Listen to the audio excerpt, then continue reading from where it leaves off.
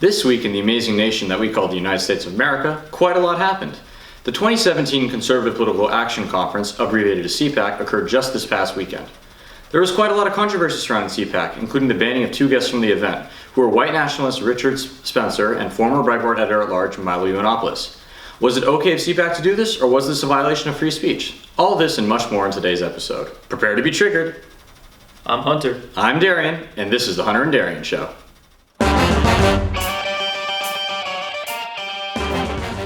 Alright guys, let's get right into it. So, recently, just this past weekend, the CPAC occurred, which is the Conservative Political Action Conference. So, President Trump vowed to stand by his campaign promises during this, which include building the wall and repealing Obamacare. All I can say to that is, I don't see a use of the wall personally. I don't see a use for the wall. And also, with in regards to repealing Obamacare, they better come up with something better before they repeal it, because, as many of you probably know, it could potentially result in up to 20 million Americans losing coverage. And whether you agree with Obamacare or not, it would be bad to simply repeal it and then not have a better option to replace it with.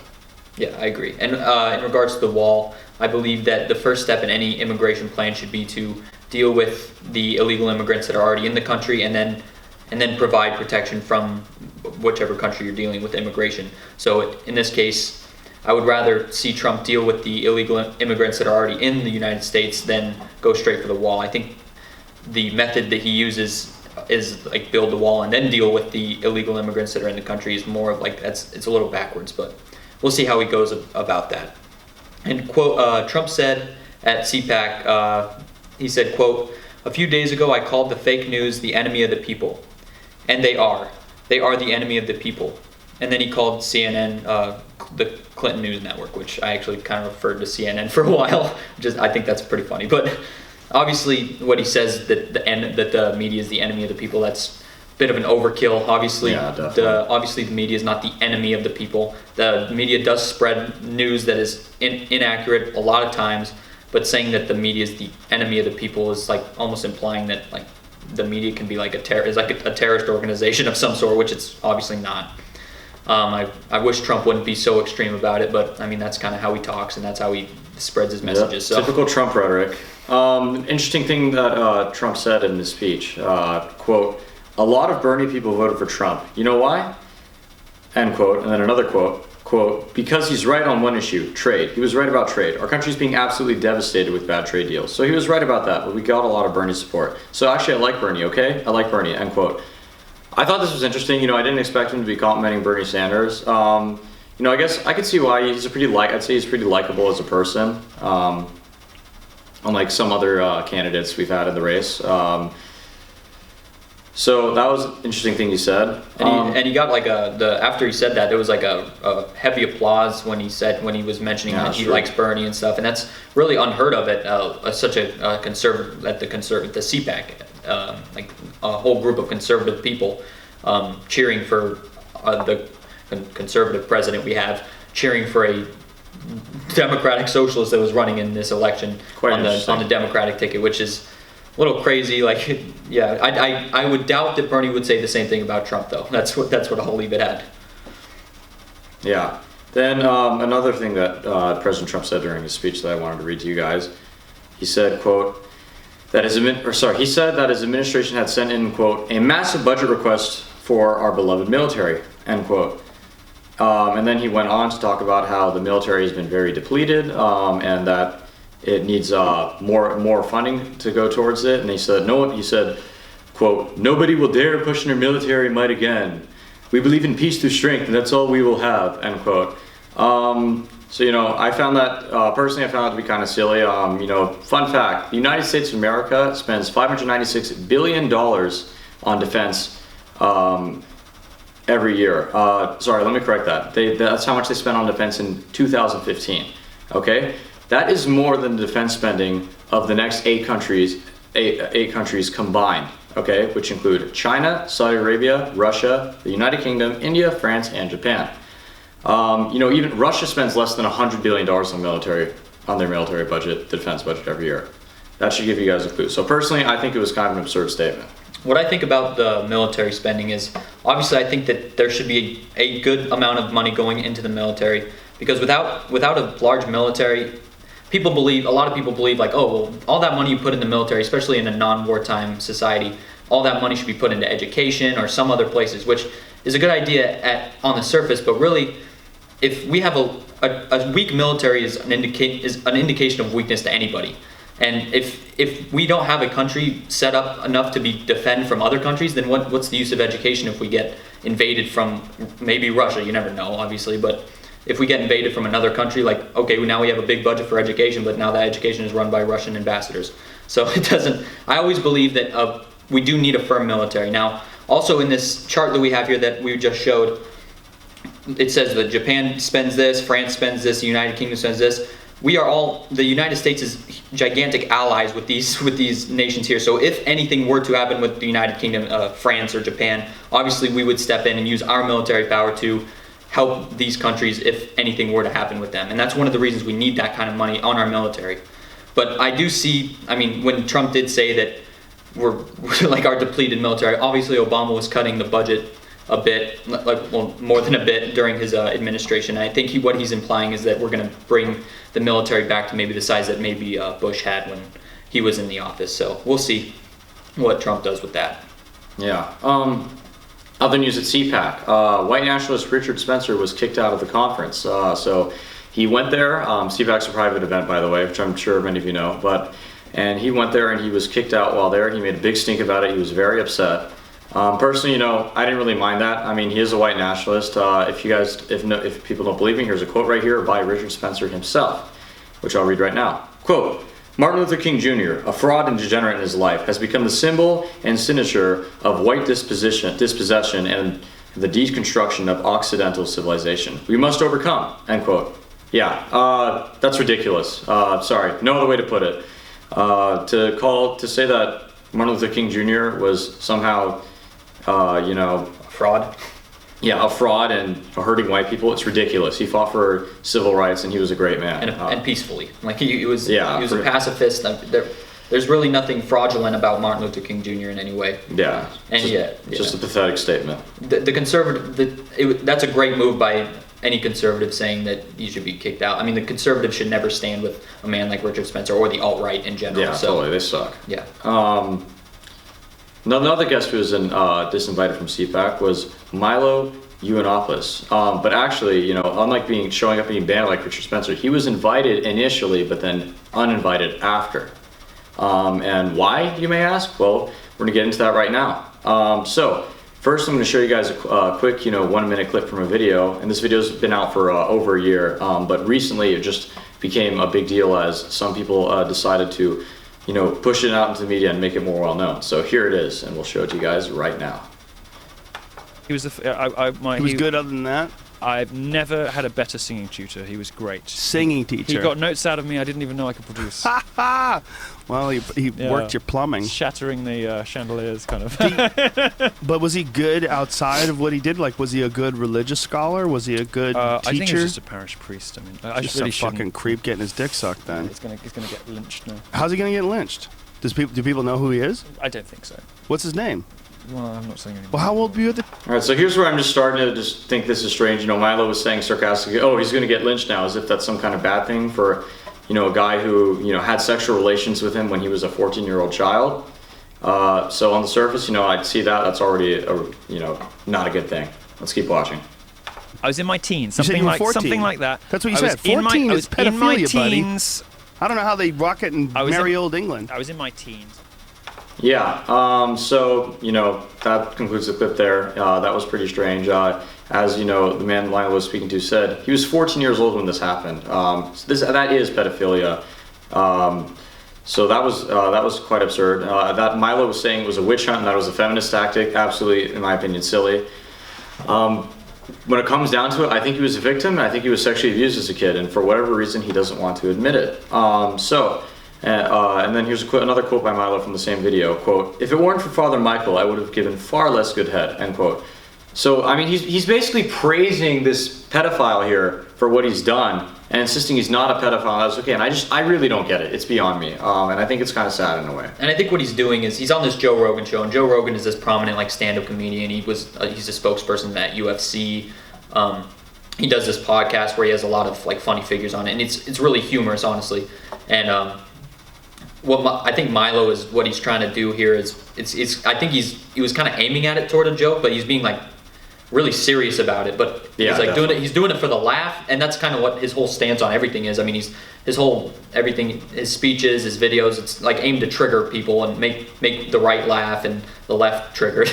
that whole thing. And what at first it's almost like, is this a joke? Like, is he joking around? But then it's like, no, he's serious. So Yeah, it's weird. just a bizarre thing, and I don't know why Milo would say things like that, like especially with what he has in mind and his.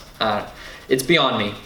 Yeah, me too. So that was the core reason that he was disinvited from CPAC, which and what the right has said for why he was banned was that these were unacceptable things. He was condoning child pedophilia, et cetera, But personally, I think, if they didn't want Milo there, they knew he was a controversial figure when they first invited him. I think they shouldn't have invited him in the first place. They didn't want him there, which they'd have every right to because they're a private event. And yes, they have every right to uninvite him because they're still a private event. But I think it really reflects badly on them, especially because they're so quick to criticize the left in regards to free speech. And I think in a way, they haven't violated free speech, but they're certainly not encouraging it when they invite someone and uninvite them. That's my personal opinion on that. And I think that what they did is in a way justified just because of the credibility of the conservative, the meetup of the CPAC. And if I'm trying to put myself in the shoes of like the director of the CPAC and thinking like, well, if all this is surfacing at the same time, and now if we have this big Milo figure coming in with all this now baggage that the media is swarming on right now, that is going to look absolutely terrible at the CPAC, and nobody's going to care what Trump or Kellyanne Conway says now because Milo was there and he was defending a pedophile the other day, and it's when you look at it that way, it's like, well, what do you do in that case? Like, you did. Obviously, Milo's a controversial figure, and that's really one of the reasons they probably wanted him there, because he does bring up really good points about some like really controversial things that he talks about. But when it comes to him being banned, taken off, uninvited, it's like, I don't know. I see where they're coming from is what I'm saying. Do I, like Darian said, should they have invited him in the first place? But yeah, I would say that I would have done the same thing, honestly. If it was me, I would have uninvited him, because that's just it would just look too bad on the conservative movement and at CPAC. And then, just a quick, short response to that, I do see where they're coming from, and it would be bad for them. I think they honestly should have released a statement, and I think they shouldn't have uninvited him, first of all. I think with that, they should have released a statement stating that, this was over a year ago,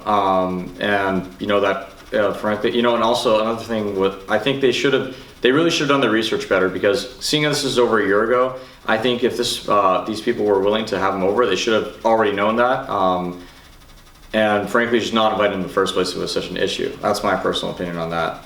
And then, so other consequences as a result of this. So Milo also resigned from his position of editor-at-large at Breitbart.com. That's a big deal. I mean, huge. That's how he gained his fame, was from Breitbart. So, I mean, that's like a big loss, not only for Breitbart, but for Milo. Most definitely. Also, Simon & Schuster has canceled the publication of Milo's new book, Dangerous, which was already a New York Times bestseller because of the pre-orders, so many, the tons of pre-orders it had. Yeah, that's got to be a huge hit for Milo. Like, if you follow him on Twitter or Instagram or anything, he's like, or I guess he got banned from Twitter, but if you follow him on any social media site, that's like every other post was like, oh, make sure to go pre-order my book Dangerous, it's going to be the best thing ever. He already had like a cover out and stuff. Yeah. And now that they canceled that, I'm hoping that some other publisher jumps in and says, oh, we'll publish it, but you never know. We'll see. I think that's a real big hit to Milo right there. Yeah, so that's all pretty juicy stuff. And there's something interesting I want to point out. For those of you who may know Lena Dunham, she's an American actress, writer, producer, and director. Also a guest speaker at the DNC in the past.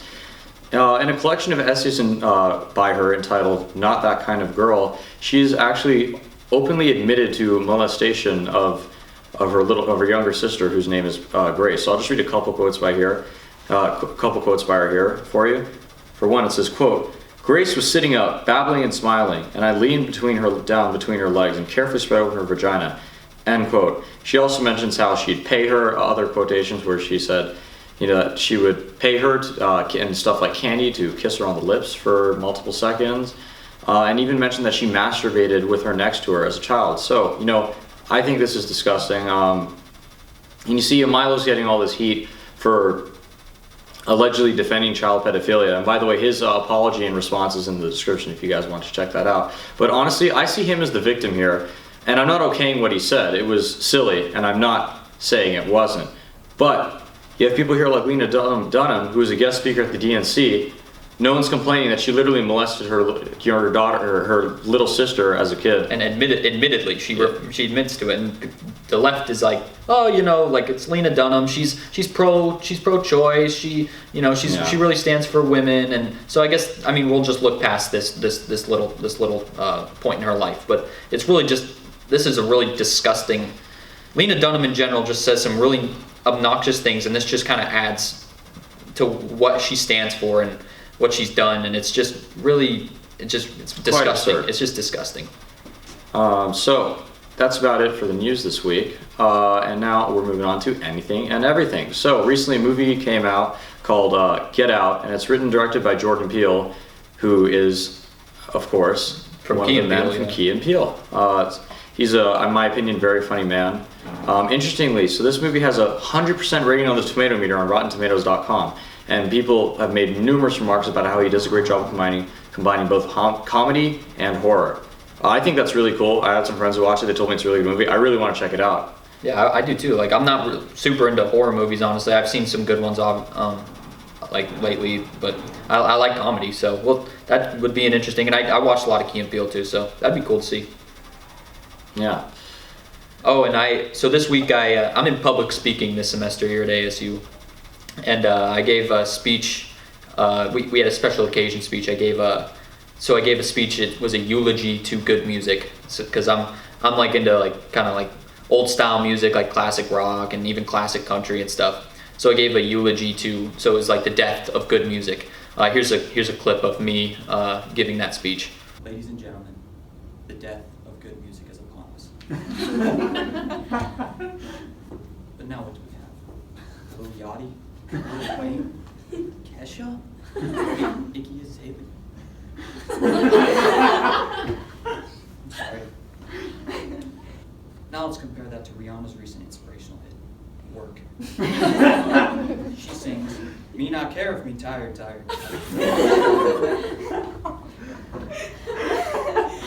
Next time you hear Bad and Bougie blasting from somebody's radio or car, just remember to put in your earplugs and remember back to the day of the good music. May it rest in peace. Thank you very much." As you can see, I got some good laughs in there.